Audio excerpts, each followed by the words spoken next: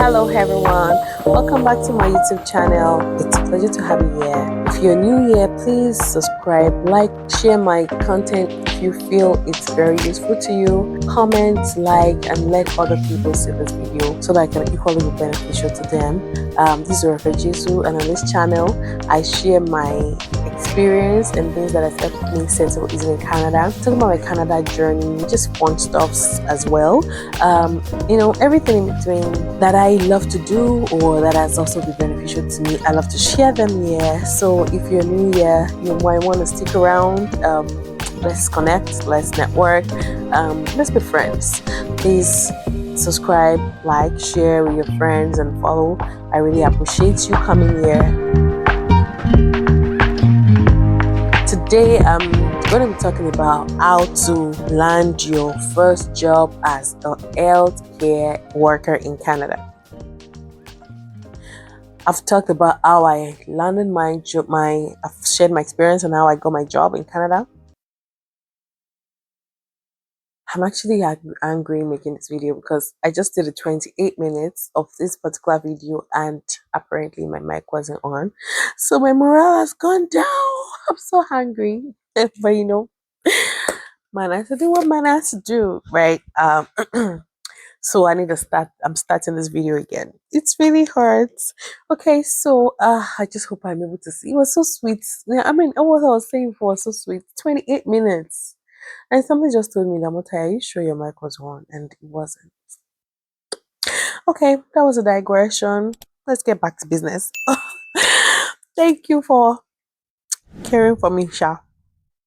So the first thing is make sure you're in a legal status. I mean, this is for people that have, legal status like students and workers or PR holders. Visitors, except you've gotten a job that is going to sponsor you to get a work permit or give you an LMIA, this might not work for you. So let's get into it.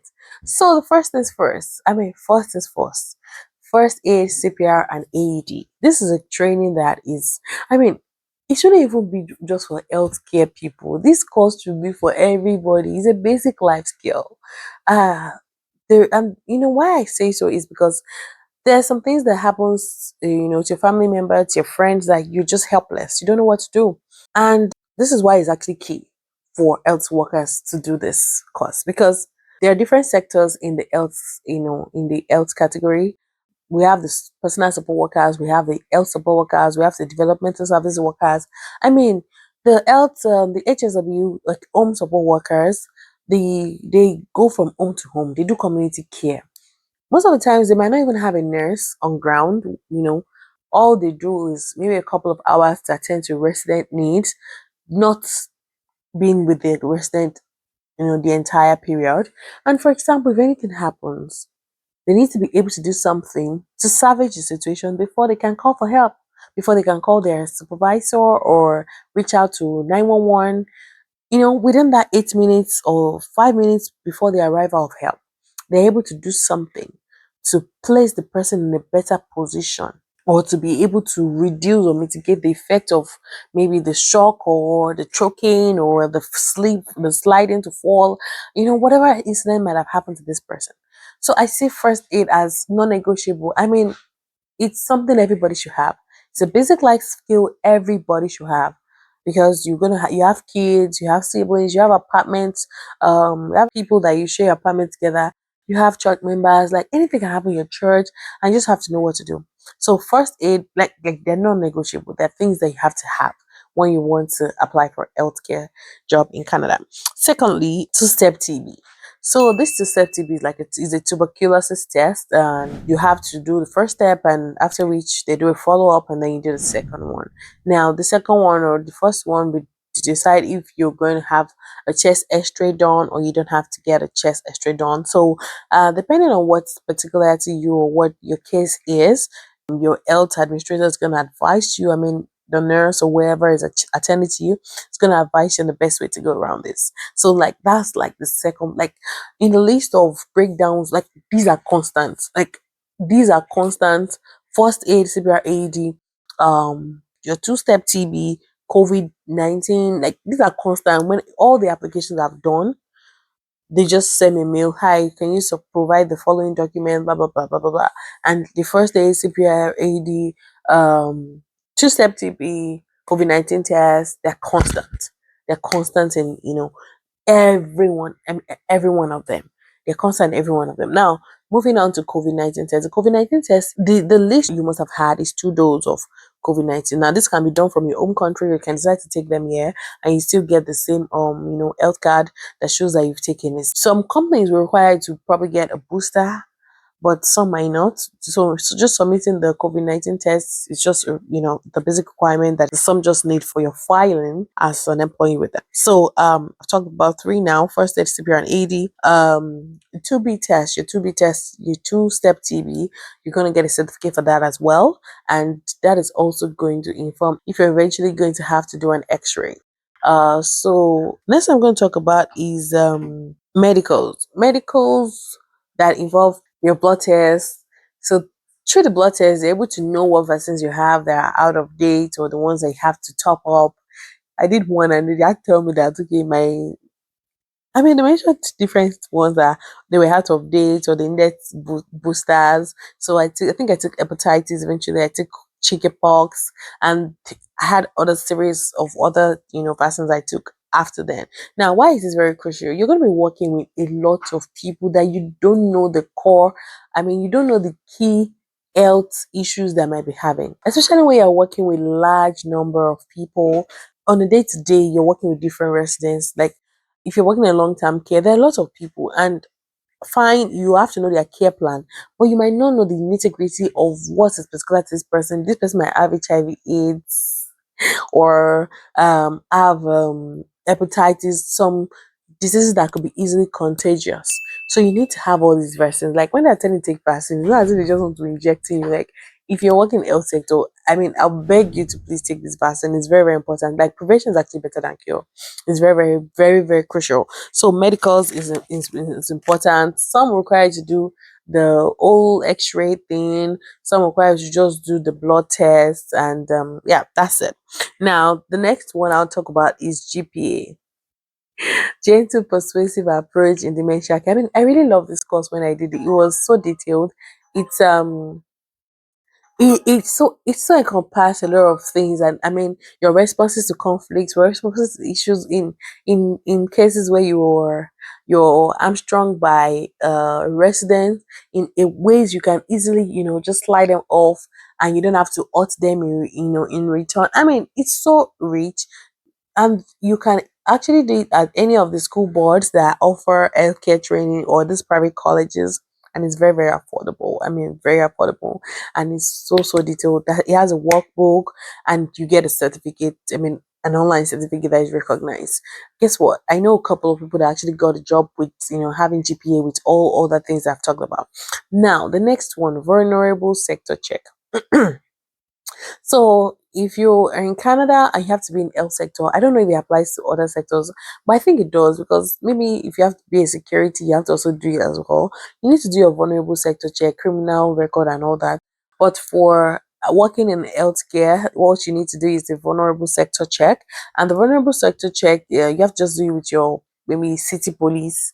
It's usually done online. It's cheap, and it's just to show that, okay, oh, you've not treated any vulnerable individual bad, just to run a background check on you is also very important. It's part of what like recently, my place of work, if you have to submit your resume, you just have to submit it alongside. It's very, very important. Like it's a major criteria now. So vulnerable sector check. Now the last one that I want to talk about under documentation is CPI, the conflict prevention intervention course, is also very, very important. Like all these, even without a PSW certificate, people get jobs with all of this that I outlined. People. If I show you testimonials, you'll be amazed. You'll be amazed. People get jobs, all of these things that I outlined.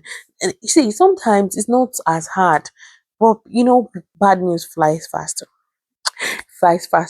So people get jobs distance without a PSW certificate. So please and please, it might be of essence that you actually take your time to do all of these things that Yeah, I'm just trying to check that my mic is still on because now that will pain me.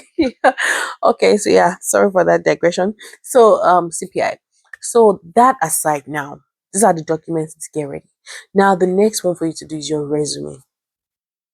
Now your resume, see, honestly, in my opinion, there is nothing so special about the Canada style resume that people talk about.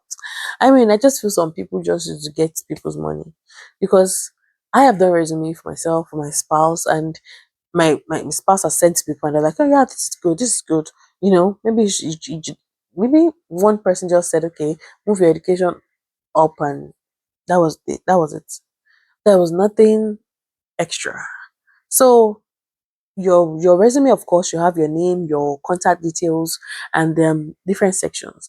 Your professional summary aside, your skill set, your experiences, which covers also your volunteering opportunities, your background, I mean your course, your education background, certifications that you've done, and what else? I think that's it. Yeah, I think that's it. You don't need anything extra. You don't need all these references. Of course, when you get to the stage of references, the company is going to ask you to provide two reference. I think one personal and one professional, but you don't need to, all this reference as requested. No, you don't need to just put that that bullet point. So starting from professional summary, depending on what you've done. No, no, let me start from professional summary. I'm going to start from experience. So, you literally don't have to have worked in healthcare, or because your background is this, you are discouraged that you can't go into healthcare. You literally don't have to have worked. All you need is um activities you've done, engaged in, that could be channeled to the job role you're applying for. For example, you helped your dad recover during his post surgery, blah blah blah, while you were back home. It is crucial. Just write recovery support worker for Mr. Clement. Um, after post recovery, yeah, sorry, post surgery recovery, yeah. And then tell ChatGPT that, okay, I worked as a post surgery recovery support worker for Mr. Clement after he had a surgery. Give me a surgery in so. Give me three bullet points of achievements or activities of that I engaged in with. The support worker basic or core duty is to help the client with activities of daily living. So everything that you need to make your day, like it's what we do every day for ourselves. Those are the same things you have to do for these people to make them happy on a daily basis, to make them productive, to make them fulfilled that they're still alive, right? So it's nothing extra. Now, the things you just learn when you go study is that you get certified by this body that where you work for, and you also learn professional ways of what to do, I mean how to do that thing professionally, and how not to do, right? So like that's like the core of what you learn basically when you actually eventually enroll for such courses. So it's nothing out of scope. It's nothing out of scope. So don't think I can't do it. How would I meddle into this? No, no, no, no. It's possible. I mean, a lot of people have done it, and I can tell you that it is possible for you to get it done. So you can put that as your experience. If you have a special child, you can put it there. You've catered for that child. You can put it there as an experience. If you've had volunteering opportunities. I mean, I volunteered for Red Cross when I was serving. I put it in my resume. Put it there as well. I could just put that, okay, you've worked as a care head in maybe a close setting, maybe just a little, maybe a church, what's it called? Maybe your church has this community where they help people. You probably work as a care aide.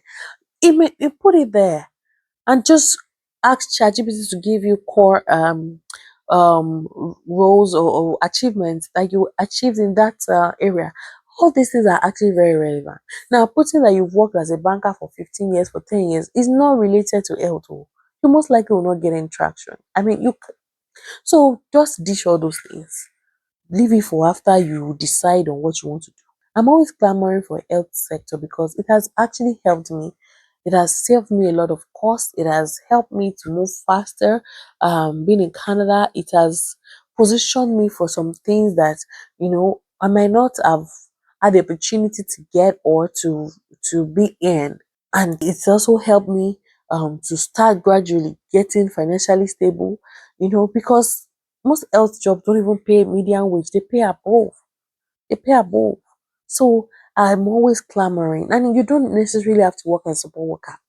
Maybe I'll talk about that when I just want to talk about how you can get a job as a support worker first. So I might just, digress a bit later. So tailor your resume. Having talked about the experience, you can now go to your professional summary. Now make sure your experience covers like more than 1 year of experience in that field, right? You can say support worker for Mrs. So 80 years old grandmother. Just give a key things of what you do for her daily. Put it there. It's very, very important. I mean, very, very important. So after that, you go to your operational summary, tell ChatGPT to tell you you've worked as support worker for the following people in these areas in the past years. Give you a operational summary that captures things that are related to the job role, that also imputes the things that you've done. It will give you. I usually just put not more than 30, 40 words. And after then I get something in return. The next one is skills. You have to be compassionate. You have to love what you do. You have to love your residents.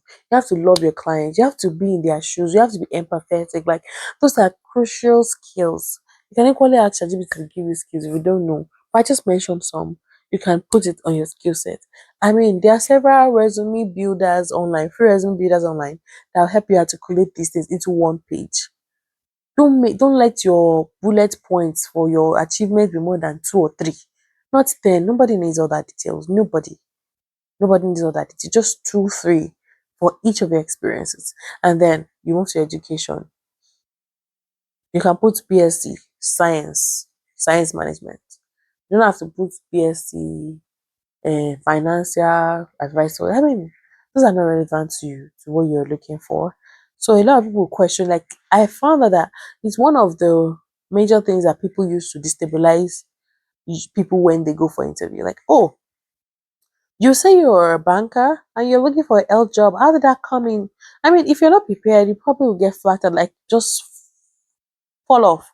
You don't know, like you're trying to now, well, I've had most of my experience as a banker or an accountant or this and that. But now, because I'm in Canada, I'm looking for a job. No, you let them know that okay, I had a BSc, fine, and if they are probing, yeah, I had a BSc, but there's nothing wrong about transitioning. On arriving to Canada, I realized that the healthcare sector is very, is not just lucrative, it's an area where I can also grow. It's challenging, you give them like that, you explain the motive to which why you're doing this. It's an area where I can also grow. It's challenging for me. I just felt that I needed a new area that's challenging for me. And considering that I've also had these experiences that you've, highlighted, I've worked with this, I've, engaged in activity of daily living for these people indirectly or directly or indirectly at this point. I feel that I'm a, it's a good fit for me to venture into. But you can actually be silent about that aspect of you, not talk about your past or background experiences, honestly. I mean, your background, education, not experiences. So, if you're calling to a student, you can just write there that, okay, ongoing health management. Nobody's going to be calling your school in Nigeria if you actually study science management or microbiology and all those things. Nobody's going to call. And I don't think requesting for your certificate from Nigeria is a criteria. Except people that are really, really hammered on it that, okay, they were doctors or nurses from back home and they want to, make it a big deal in the application, which is actually, a very good shot. So if you have health background, it's of essence that you had it. But if you don't, be silent about it.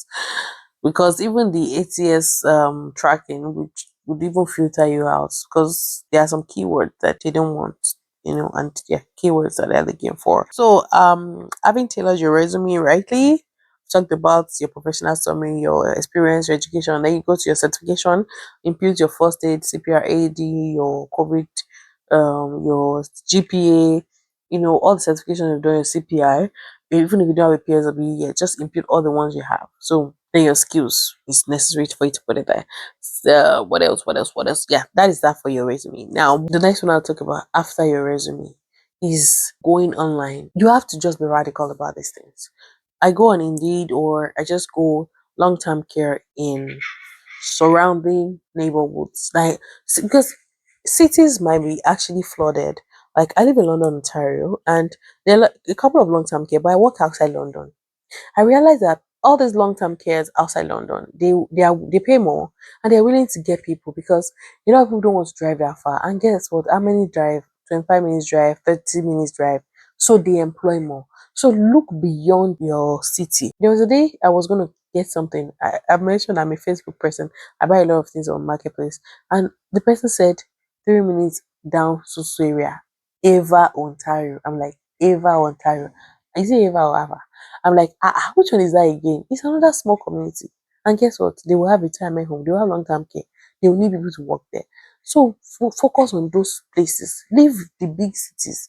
Focus on those places. You would sort out you get transport later because you will actually meet people there that are coming to the city too. You know. So and gradually you also get your car. I will talk about that because it's a very crucial part of getting a job as a healthcare worker in Canada. So you can check for surrounding communities in your area and long-term care there. Write to them, check their website, call. Hi, I'm PSW. I am looking for a PSW job. Do cold calls. Don't relent on just saying indeed. Indeed has never worked for me. I mean, it has never worked for me. And a lot of people around me it has never worked. They're just getting tractions and increasing their website and all that. But you can actually get ideas from there. If you see a list of companies that they post. You can go to the company direct website, check for their careers, look for how to apply, check for numbers you can call. Like those are things you can actually do that can stand you out. Having said that, walk-ins, you can decide that okay, today, let me look for my friend. Please, I'm going to pay for fuel. Can you take me to these places? I want to submit my resume. I want to see the hiring manager. Walk-in works like magic. Really, it works like magic. There's a part of humanity that when you meet yourselves, they just like your name, they just like your face, they just want to converse with you. Walk-ins, very, very important. And the last but not the least, I want to talk about. I think I've talked so much, and I hope that you make like these points have helped a lot of people. I mean, it has helped a lot of people. I have testimonials, and I'm trusting that with the help of God, if you diligently do these things, that the Lord is also going to help you in Jesus' name. Amen. So please, if you can get a car, get a car. If you don't get a job in 1 month after getting a car, come back and tell me. I mean, not like you get a car and you not do the necessary thing. But a lot of rejection I got before I got a job was, oh, sorry, we need someone that has a car. Especially if you're venturing into community care or where you're working is outside of your current location. They want reliability. They want to be sure that, okay, well, this person will not say, it's because Uber didn't come or something. Get a car. Like, cars are not as expensive here. Please get a car. It's not a luxury. Get a car to start with. If you can get financing, look for the option. Look out for the option. I mean, when I eventually got a car, man, it felt so easy for me to go to work. Unlike before, that I have to leave very early to go and wait for a colleague, or I have to call my rider, and whenever it's not available, I have to look for other options. And I'm spending like $30 for every 8 shifts. That's $240. I mean, I know car requires maintenance and all those things, but look at the comfortability, the reliability, the ease with which I'm able to do things. I mean, God forbid, I don't pray that my car gets to a stage where I'll be spending on it. No, there's a basic things you have to do, that is required for the car, but the pros will definitely outweigh the cons. So try to get a car, work towards it, look for financing option. Don't go for the very big car, look for pre-owned cars that are like 2015 and see how you can start paying gradually. If you have to take a loan, if it's worth it, please take a loan.